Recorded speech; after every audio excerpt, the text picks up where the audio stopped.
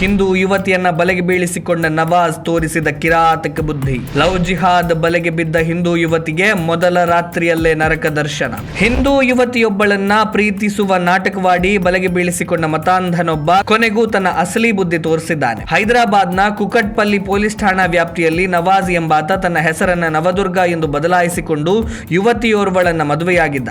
ಮದುವೆಯ ನಂತರದ ಮೊದಲ ರಾತ್ರಿ ಆ ಯುವತಿಗೆ ಭಯಾನಕ ರಾತ್ರಿಯಾಗಿತ್ತು. ಹಿಂದೂ ಯುವತಿಯನ್ನ ಮದುವೆಯಾದ ನವಾಜ್ ಮೊದಲ ರಾತ್ರಿಯಂದೇ ತನ್ನ ಸ್ನೇಹಿತರೊಂದಿಗೆ ಅತ್ಯಾಚಾರ ಮಾಡಿರುವ ಪ್ರಕರಣ ಬೆಳಕಿಗೆ ಬಂದಿದೆ. ಬಾಡಿಗೆಗೆ ಅಂಗಡಿ ಬೇಕೆಂದು ಹಿಂದೂ ಯುವತಿಯನ್ನ ಪರಿಚಯ ಮಾಡಿಕೊಂಡಿದ್ದ ನವಾಜ್ ನಂತರ ನಿಧಾನವಾಗಿ ಆ ಯುವತಿಯನ್ನ ಪ್ರೀತಿ ಪ್ರೇಮದ ನಾಟಕವಾಡಿ ಬಲೆಗೆ ಬೀಳಿಸಿಕೊಂಡಿದ್ದ.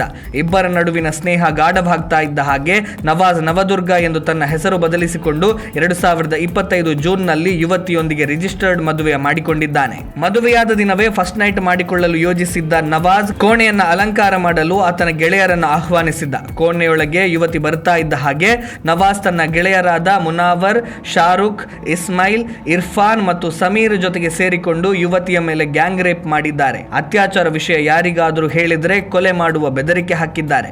ಮದುವೆ ಬಳಿಕ ಬೀಫ್ ತಿನ್ನುವಂತೆ, ಕಲ್ಮಾ ಓದುವಂತೆ ಒತ್ತಡ ಹಾಕ್ತಾ ಇದ್ದ ಎಂದು ಸಂತ್ರಸ್ತೆ ಆರೋಪಿಸಿದ್ದಾರೆ.